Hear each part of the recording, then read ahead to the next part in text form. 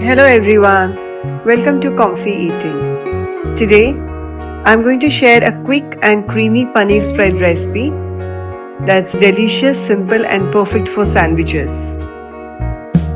To make this spread, into a blender we will take half cup of paneer, 2 to 3 garlic pods, little coriander leaves, 1 tablespoon butter, 1 teaspoon pepper, 1 teaspoon mixed herbs, 1 teaspoon chili flakes, salt to taste and 1 cheese slice.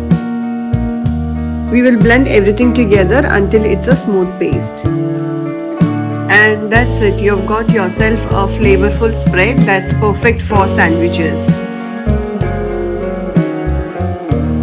Next, here we have taken 2 slices of bread and we will spread a generous layer of this creamy paneer mixture on both the breads.